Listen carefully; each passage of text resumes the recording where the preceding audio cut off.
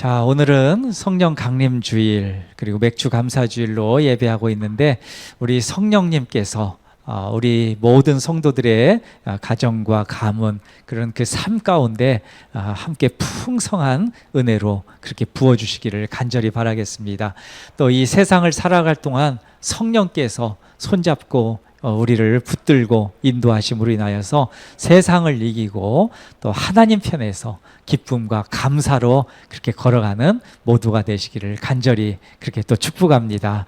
자, 오늘 우리 한 절 말씀 요한복음 3장 8절 말씀을 우리가 함께 보았는데 바람이 음의로 불매 내가 그 소리는 들어도 어디서 와서 어디로 가는지 알지 못하나니 성령으로 난 사람도 다 그러하니라 라는 말씀입니다.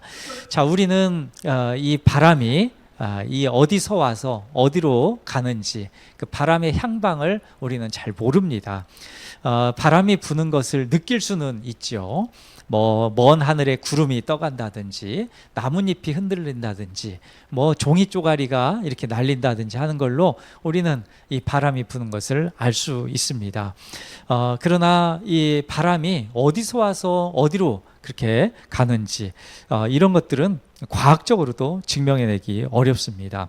성령의 역사도 마찬가지입니다. 성령의 역사도 어떻게 일어나는지 우리는 잘 모릅니다. 특별히 우리가 거듭나는 거 있잖아요. 이 구원을 받는 이 모든 것들이 어떻게 일어나는지 확실하게 설명을 막 확실하게 해봐라 그러면은 물론 신학적으로 이렇게 어떤 것들이 절차를 7가지 또는 몇 가지로 여러 가지로 이렇게 설명을 하는 것들이 있지만 그러나 확실한 것은 이 거듭난다라는 것이 우리가 구원을 받는다는 것이 어떻게 일어나는지를 우리가 정확히 모르지만 그러나 거듭난다는 것은 분명한 실체라는 사실입니다. 거듭난 사람은 성령의 열매를 맺습니다. 이것으로 분명히 거듭났다고 우리가 말할 수 있는 것이죠.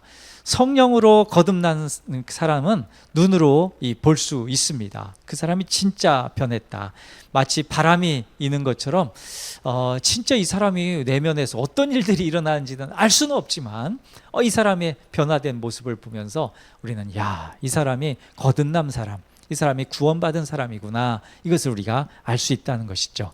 오늘 중요하게 다루어야 할 것이 있는데 성령으로 이 거듭난 자인가, 우리가 성령으로 정말 거듭난 자인가, 이것입니다.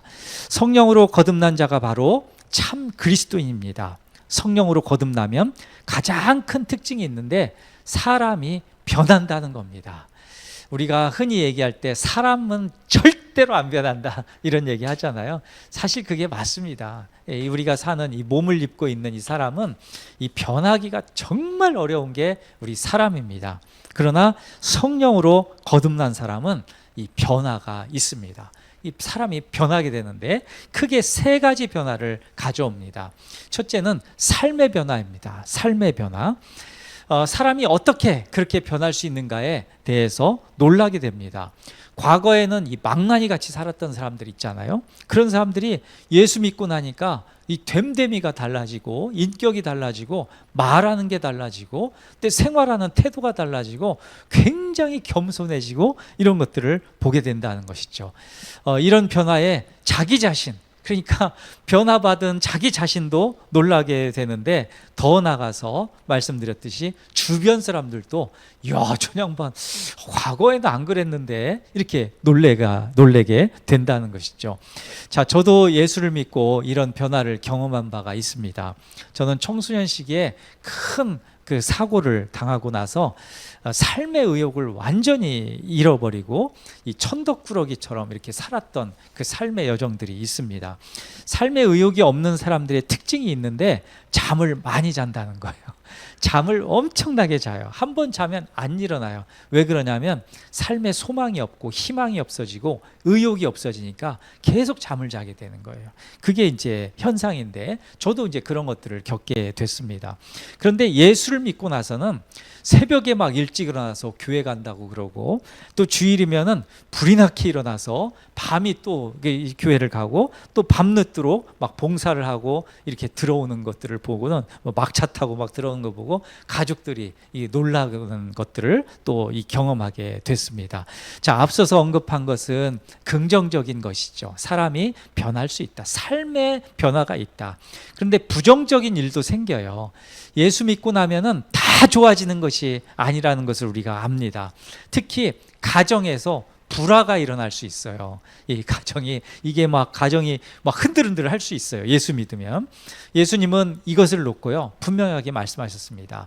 예수님이 오신 이유가 이 세상에 화평을 주러 온 것으로 아느냐? 그렇지 않다. 검을 주러 왔다. 이렇게 말씀하시는 구절이 있어요. 마태복음 10장 34절에서 36절인데 한번 들어보십시오. 마태복음 10장 34절에서 36절. 내가 세상에 화평을 주러 온 줄로 생각하지 말라. 화평이 아니요 검을 주러 왔노라. 내가 온 것은 사람이 그 아버지와 딸이 어머니와 며느리가 시어머니와 불화하게 하려 함이니 사람의 원수가 자기 집안 식구리라. 아멘.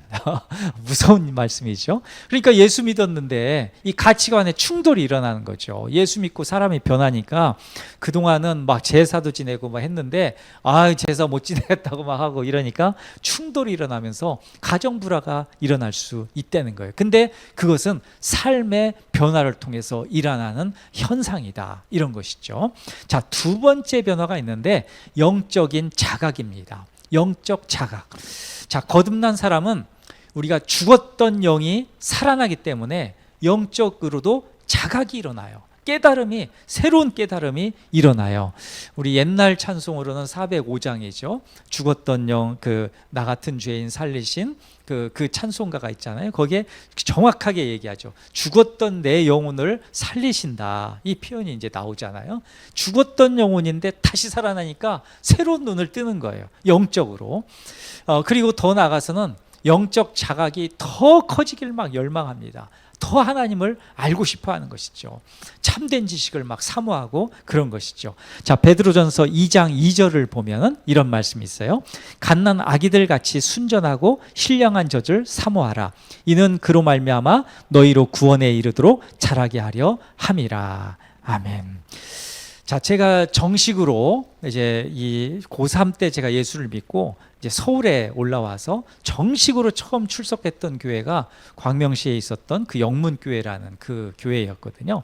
근데 그곳에서 신앙생활을 처음 시작하면서 너무도 놀라웠던 것은 제가 주일 이게 목사님 설교 말씀을 이렇게 듣잖아요. 근데 그게 막 진짜 꿀보다도 더 이렇게 막 너무나 좋은 거예요. 처음 막 신앙생활을 하니까.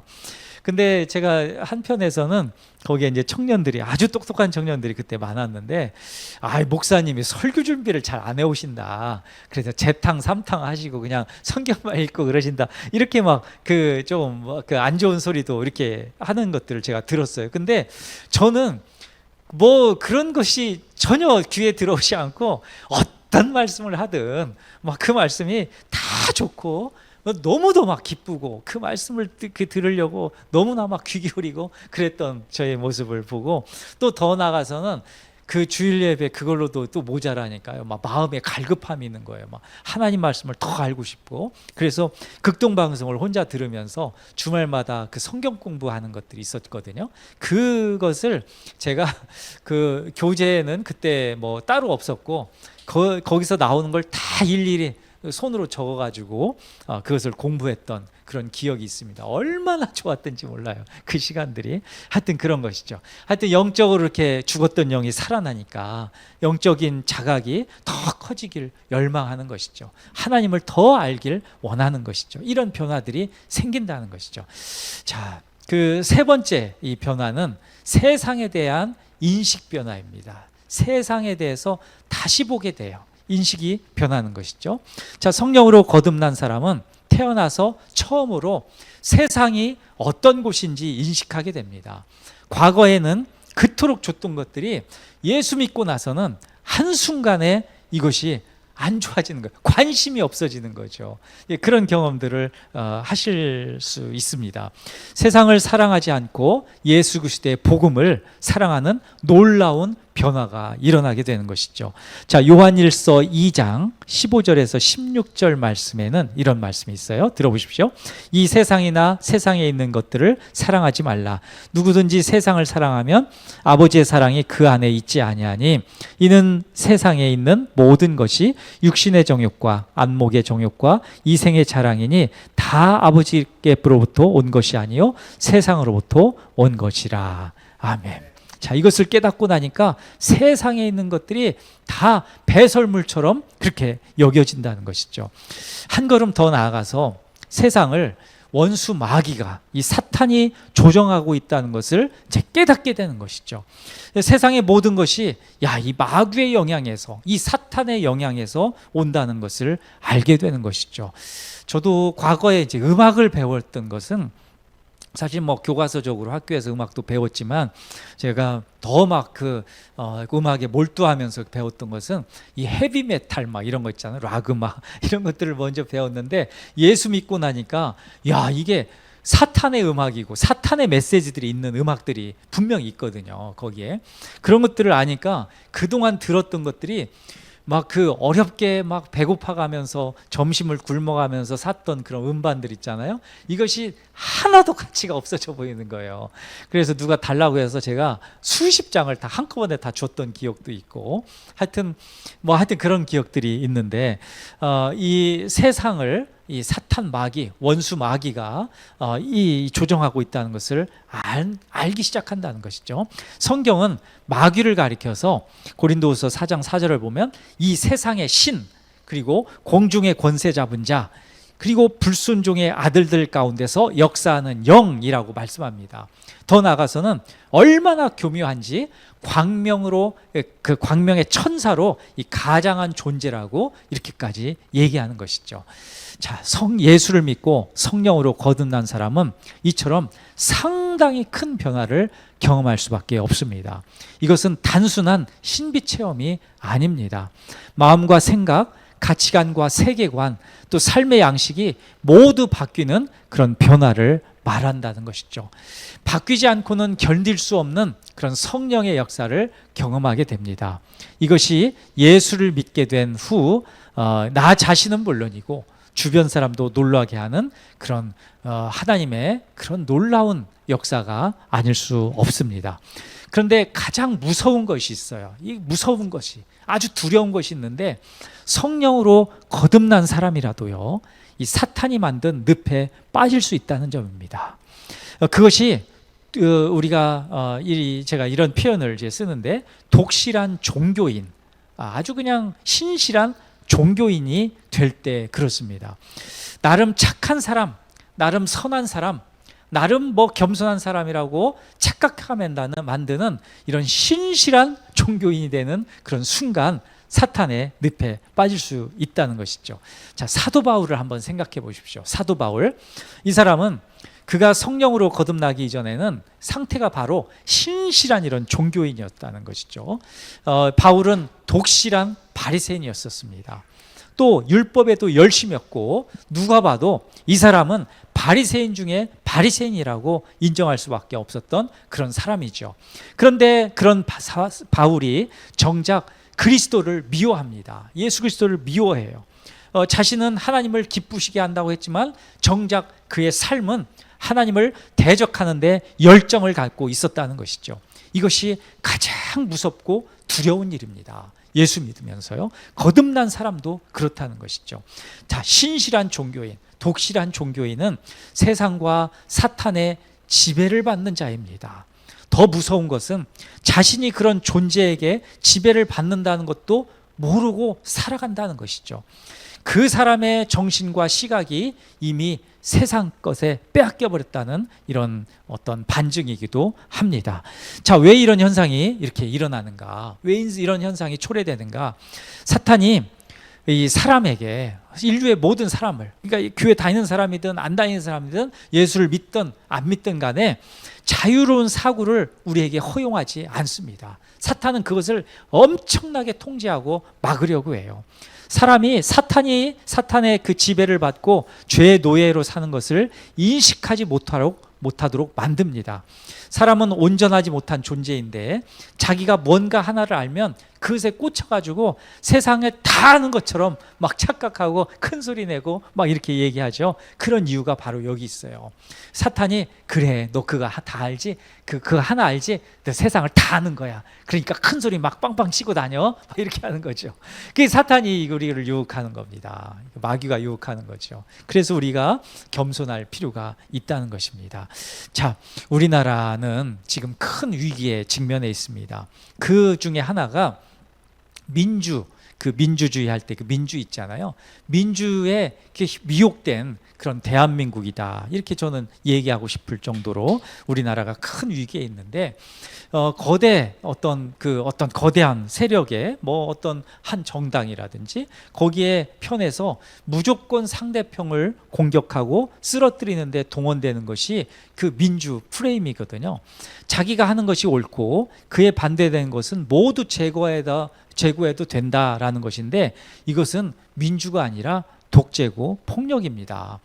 단순하게는 요즘 얼마 전에 며칠 전에 있었던 특정 기업의 커피를 마시지도 못하게 하는 것이 도대체 이 민주인지 물어볼 필요가 있습니다. 저도 거기에 있는 커피는 저도 입맛에 안 맞아서 잘 먹지는 않는데 그런데 어느 지금 그 자본주의 사회고 자유민주주의 사회인데 우리가 그런 체제인데 어느 특정 회사의 것을 먹지 말라고 하고 또 정부에서 이런 걸 제재하고 전수조사를 하라 이런 것은 이게 민주 프레임입니다. 이건 적절하지 않는 것이죠. 틀린 것입니다. 잘못된 것입니다. 자, 우리나라는 자유민주주의 체제를 따르는 나라죠. 이것은 민주주의와 다른 체계입니다. 자유민주주의, 민주주의는 다른 겁니다. 그 민주주의는 국가의 그 의사결정이 다수결의 원칙에 의해서 이루어지는 그런 통치 방식이잖아요. 그런데 자유민주주의는 이 다수결에 의한 통치를 인정하면서도 헌법을 통해서 개인의 자유 그리고 인권 그리고 사유재산 등을 절대적으로 보장하는 것까지 나아가는 것이 자유민주주의입니다. 이 자유자 하나 붙은 게 이렇게 많이 큰 거예요. 그렇기 때문에 다수의 결정이라도 개인의 기본적 권리와 자유를 침해할 수 없도록 보호하는 장치를 두었는데 그게 법치주의이고 그게 삼권분립입니다. 이게 자유민주주의가 갖는 가장 큰 유익이에요. 유익. 이게 자유를 갖는 이 자유라는 하나 그 수식어가 붙었을 뿐인데 이렇게 크게 개인의 기본 권리 그리고 자유를 침해할 수 없도록 법으로 그렇게 만들어 놓고 그것을 서로 침해할 수 없도록 정부가 개인의 자유를 침해할 수 없도록 이렇게 하고 있는 게 자유민주주의라는 거죠. 근데 그 흥미롭게도요. 공산주의 사회주의 국가도 민주라는 용어를 사용한다는 점이에요. 자, 북한을 보십시오. 북한의 그 공식 명칭이 조선민주주의 인민공화국이거든요. 조선민주주의 인민공화국. 자, 중국도 그 민주라는 개념은 중국은 아예 쏙 빼버렸어요. 완전 삭제해서 중화인민공화국이라고 이렇게 부르고 있는데 그런데 중국도 나름대로는 뭔가 이 개인의 자치권이 있다 이렇게 이야기는 하는데 실상은 그렇지 않죠. 자, 북한에서 말하는 이 민주주의는 국민에게 주권이 있는 것처럼 얘기는 하지만 그러나 조선 노동당에 다 모든 그런 주권이 다 있습니다. 우리 성도님들 아실지 모르지만 저도 이 북한 사회에 대해서 이렇게 공부하면서 북한도 공식적으로 세 개의 정당이 있더라고요. 조선 노동당이 있고 또 조선 사회민주당이 있고 조선 천도교 청우당이라는 데가 있어요. 그래서 세 개 정당이 있는데 근데 모두 조선 노동당의 통제를 받는 위성 정당이에요. 그러니까 그냥 있으나 마나 하는 정당인 것이죠. 북한은 조선 노동당이 정한 그 단일 후보에 찬반 투표로 이렇게 진행하고 투표에 불참하면 또 안 돼요. 체제 반대 세력이라고 해가지고 그 숙청을 당해요. 그러니까 모두 투표에 다 참여하는 거죠. 그래서 그 투표율이 100%가 나오는 이유가 여기에 있습니다. 모두 찬성하게 되는 것이죠. 이것을 놓고 그들은 민주라고 지금 부르고 있는 것이죠. 중국도 조금 얘기해 볼까요? 중국도 중국 공산당에 의해서 거기에 중국 공산당 말고 8개의 정당이 있어서 중국도 9개 정당이 다 있어요. 정당 체제인 거죠. 거기도 공화국이니까. 그런데 중국도 역시 이 중국 공산당 빼고 8개 정당이 다 중국 공산당에 의해서 통제를 받고 있는 위성 정당인 거죠. 가짜 정당들. 그리고 공산당 그 주석을 선출할 때도 국민이 뽑지 않고 3,000명의 대표의원들이 국가 주석 그리고 부주석을 최종 임명하고 그래서 찬반 투표로 결정하는 형식이라는 것이죠. 그러니까 공산주의는 자유선거가 없습니다. 개인의 자유도 보장되지 않은 것이죠. 중국, 북한은 이 북한의 어떤 그 통치자, 중국의 통치자는 국민들이 우리처럼 이렇게 뽑지 않는다는, 못한다는 것이죠. 자, 공산주의는 사탄이 세상에 만든 하나님을 거역하는 시스템입니다. 아주 고약한 시스템입니다. 공산주의와 사회주의의 그 뿌리가 되는 사상이 있는데 그게 진화론이고 무신론이고 유물론이고 현대에 있어서 팽배해 있는 포스트 모더니즘 있잖아요. 상대주의라고 그러는 거. 이게 바로 거기에서 또 나온 원리예요. 그리고 그들이 주장할 때 항상 얘기하는 게 있어요. 그 소수 있잖아요. 그리고 인권, 평화, 그리고 생태 이런 단어를 쓴다라고 하면 그 공산주의자, 사회주의자들이 지금 얘기하고 있구나 이렇게 보면 돼요. 인권, 평화, 생태 이런 것들 있잖아요. 이런 것들이 그래요. 그런 것들로 세상을 지배하고 통제하려는 이념과 이론들이라는 것이죠. 세상의 것은 사람의 자유를 빼앗고 통제하려고 합니다. 이것이 사탄이 세상을 지배하는 그런 방식입니다. 지배 방식입니다. 개인의 자유, 국가의 주권을 빼앗기면 신앙의 자유도 없습니다. 자유가 얼마나 소중한지 간과해서는 안 됩니다. 자유선거, 우리 이 지방선거, 6.3 지방선거 있잖아요. 이렇게 치르는 이 비밀선거이면서도 보통선거라고도 하고 이 자유선거라고 하는 거. 이렇게 선거하는 나라가 전 세계 197개국 정도 유엔에서 얘기하는 게 197개국 정도 얘기하잖아요. 그런데 거기에서 손가락으로 꼽을 정도예요. 이렇게 선거하는 데가. 거의 없어요. 거의 나라가. 그런 걸로 보면 얼마나 이게 소중한 선거인지 우리가 다시 한번 생각해 봐야 됩니다. 또 안보와 법치, 시장경제, 한미동맹도 얼마나 소중한지 우리가 간과해서는 안 된다는 것이죠. 이것을 놓고 한국교회가 사실상은 앞장서서 이런 것들을 지키려고 해야 된다는 것이죠. 자, 성령으로 거듭난 사람은 세상의 실상을 통찰하는 지혜를 얻습니다. 그러니까 가치관이 부딪히잖아요. 세계관이 부딪힙니다. 공산주의와 사회주의, 그 사탄의 세상을 지배하는 방식을 알고 나니까 이거 내가 배웠던 거, 교과서에 배웠던 거, 이 진화론과 이 수많은 이론들이 세상의 것들이네, 하나님의 것이 아니었네, 이렇게 알고 나서는 다시 공부하게 되는 것이죠.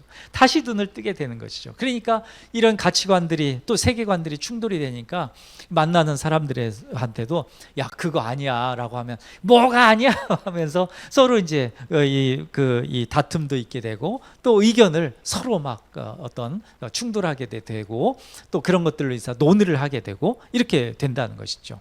죽었던 영이 살아났기 때문에 사탄의 영이 무엇인지 또 보이지 않는 악한 세력이 어떻게 활동하는지 감지하고 분별할 수 되어 있기 때문에 그렇다는 것이죠.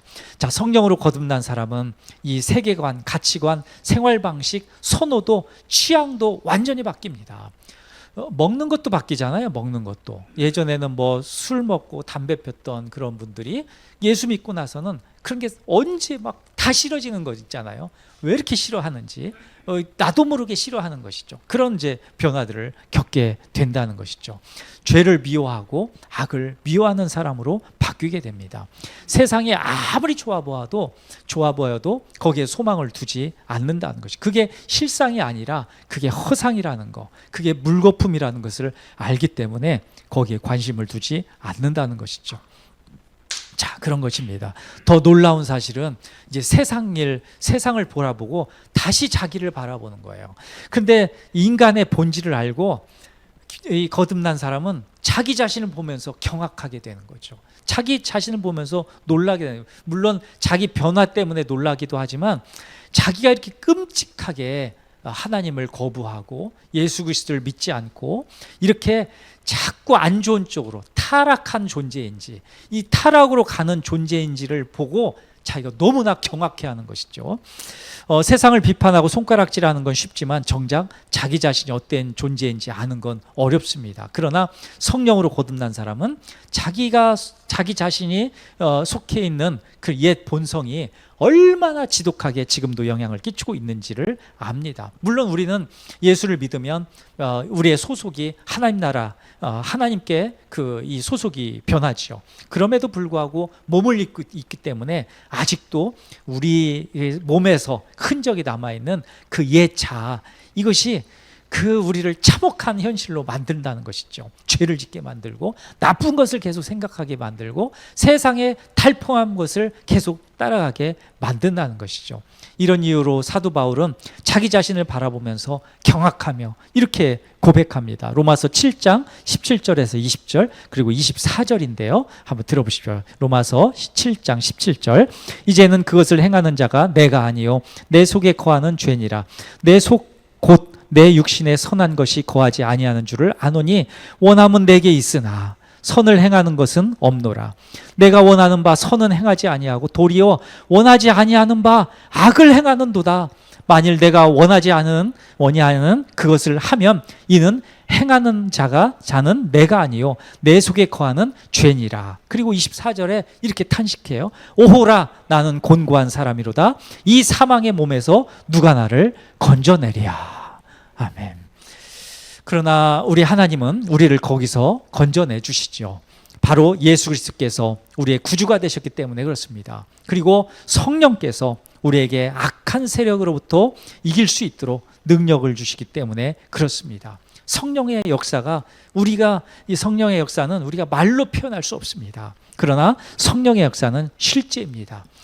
우리를 거듭나게 하시고 죄를 미워하게 하시고 하나님 나라를 바라보게 하십니다. 거기에 소망을 두고 살게 하십니다. 그리고 사탄과 악한 세력의 공격에서 이길 수 있도록 힘을 주십니다. 이것이 성령의 역사입니다. 우리가 성령을 사모하며 나아가야 하는 이유도 여기에 있습니다. 우리 모든 성도들이 성령으로 거듭난 자가 되길 원합니다. 또 성령의 역사를 사모하면서 이김을 주시는 우리 하나님께 영광을 돌리며 감사하며 나가시는 우리 모두가 되시기를 간절히 축복하고 그렇게 소망하고 기도합니다.